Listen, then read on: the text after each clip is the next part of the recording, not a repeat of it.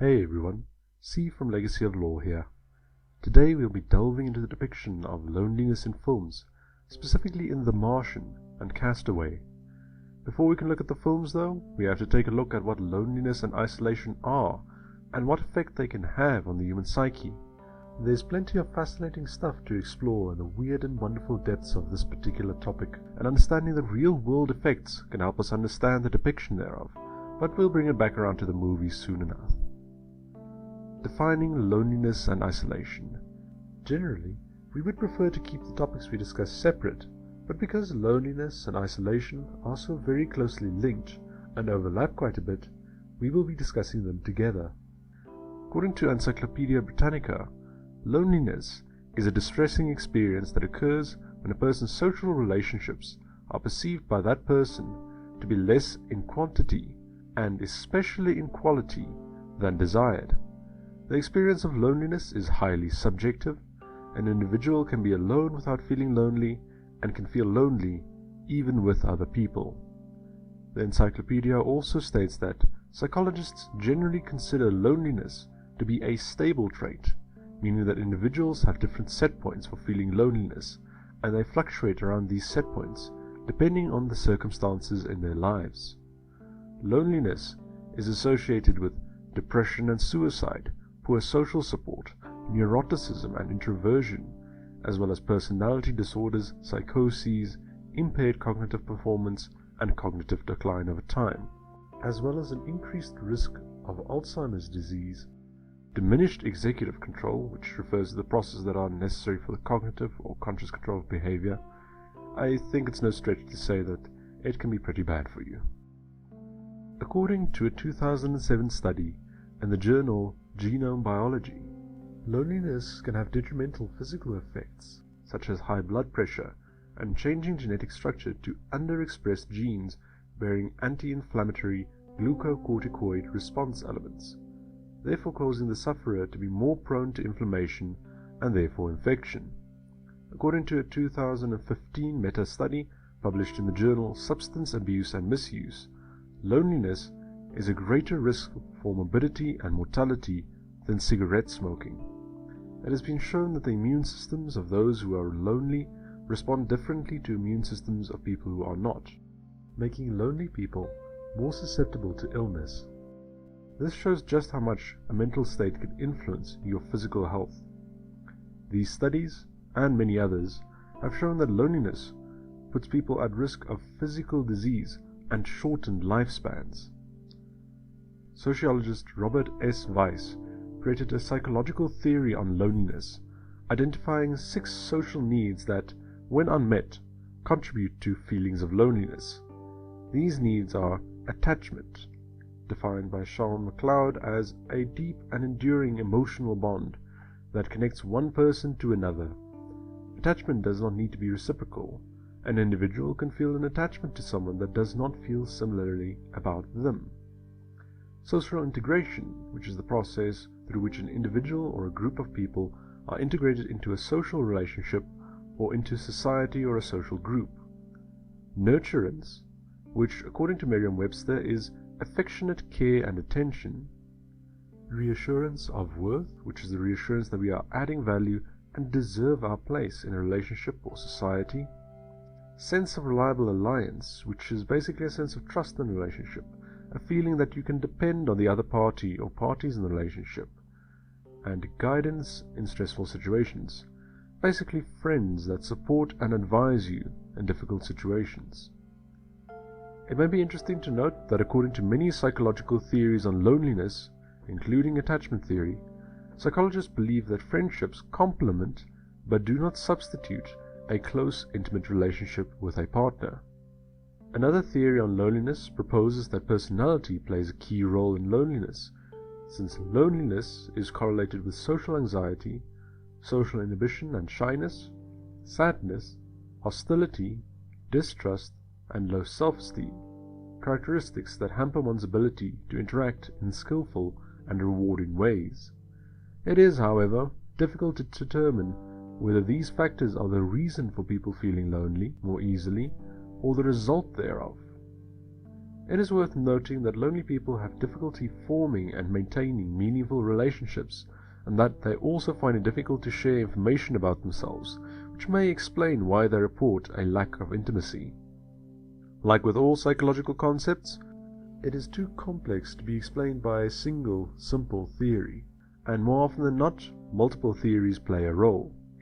I have only mentioned 2 theories on why people experience loneliness, and why we can experience loneliness even when we are not physically alone. There are many more. Moving on to isolation, which is of course more difficult to study. The Cambridge Dictionary defines isolation as the condition of being alone, especially when this makes you feel unhappy. For today's video, we of course want to focus on physical isolation, like the movies we will be discussing. Suffice it to note that there are multiple types of isolation, and most studies have been conducted on social isolation. In November 2018, Rich Alati partook in a challenge, betting Rory Young $100,000 that he could survive in total darkness and isolation for 30 days. He was locked in a small dark room with nothing but a fridge, a bed, and a bathroom. This is difficult to compare to the Martian or Castaway, or even solitary confinement in prisons, since Alati voluntarily entered isolation and could stop whenever he wanted to. He could exit the room at any time. Secondly, Alati was isolated in total darkness, and there is no feasible way to know which symptoms were caused by lack of exposure to light, and what was caused by the isolation itself. In short, Alati remained in isolation for 20 days, until he negotiated the terms of coming out early with Young. As a note, please do not try to replicate this experiment. All parties involved were cautioned against it by medical professionals and psychologists. Alati came out of this experiment having experienced states like despair, stating, "It happened so quick, it went from positive thoughts to like, what if, what if, what if?" He experienced changes to his sleeping pattern, which could be the result of the total darkness, and hallucinations.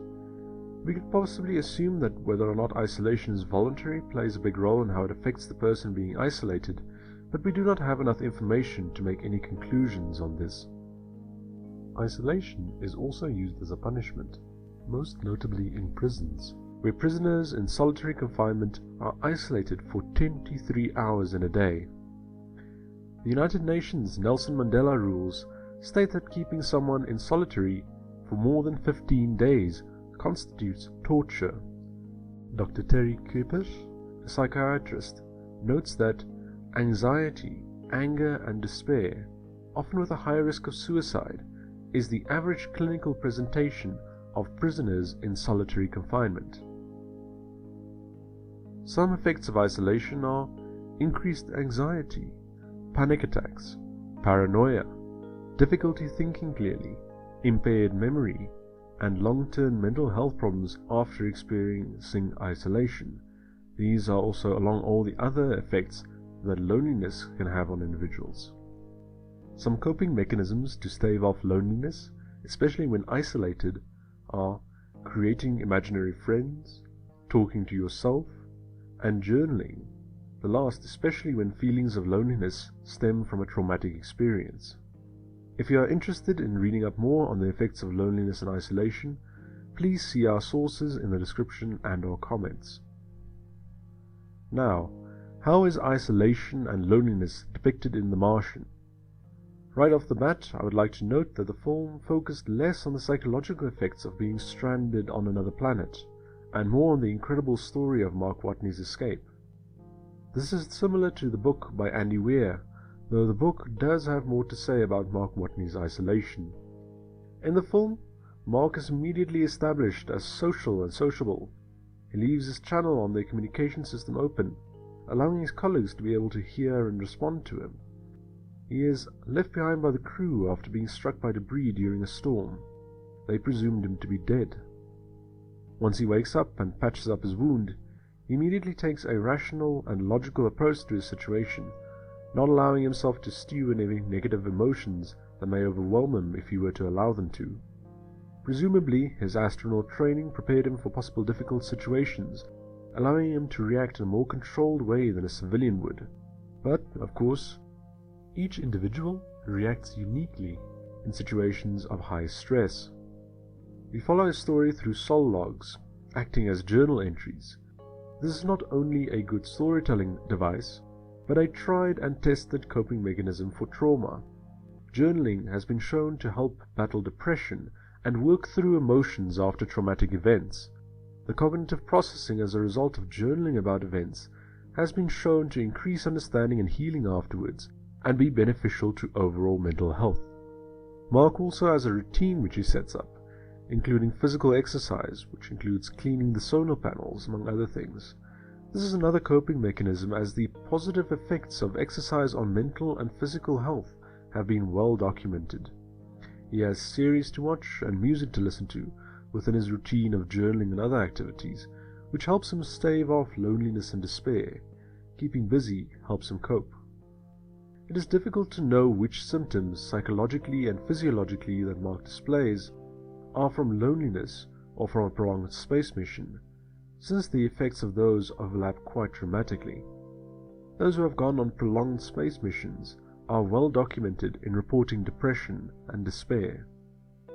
As Gillian Woodburn put it, while most of his problems faced psychologically parallel evidence on social isolation, it also lines up with psychological problems typically faced by astronauts during missions. Amongst other things, Mark spends the first hour of the film attempting to re-establish contact with Earth. When he manages to do so through the lander, he is exuberant, and when he manages to reprogram the rover so that he can send, and more importantly receive, longer messages to and from Earth, we see him display exhilaration and excitement. One of the first things he does is to ask about his crew and how they reacted when they were told that he was still alive. When considering Robert S. Weiss's theory on loneliness, this could be seen as an attempt to establish reassurance of his worth. He wants to know how his crew reacted to his presumed death and his survival. This is followed by outrage when he learns that NASA had not yet informed his crew of his survival. Immediately, NASA has broken a sense of reliable alliance, and it is a bit disappointing that the film does not explore this broken trust further from Mark's side. However, Mark relies on NASA for guidance, not emotionally so much, but to aid him in his attempt to survive and ultimately return to Earth. Mark's interaction is limited to text messages, and his communications with NASA specifically are mainly work-related, which can still result in feelings of loneliness, since loneliness is mainly affected by the quality of social interaction, not the quantity. Even his communications with his friends and colleagues on the Hermes are limited. A great contrast to this is Ridley Scott's Blade Runner, in which Rick Deckard physically interacts with other individuals on a daily basis, but still struggles with feelings of loneliness and depression. Loneliness stems from lack of quality social interaction, not necessarily from a lack of quantity. If you'd like us to go into more depth on Blade Runner, comment down below and we may do a video on it. With Watney, we see signs of agitation and annoyance in his interaction with NASA. This could be because he needs to report to them and wait for their permission to continue with anything noteworthy. In a sense, he'd gotten used to making all of his decisions on his own, and after re-establishing contact with NASA, he had lost some of the freedom he had had before then. There's some other aspects of the film that we can pore over.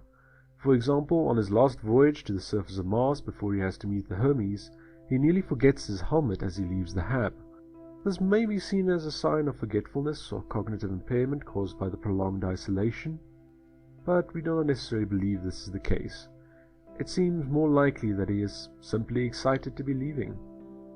He cries right before his launch to meet the Hermes. Again, we can interpret this as a desire to see people and interact socially again, or as a relief that he's going to survive, a release of all the tension he has built up.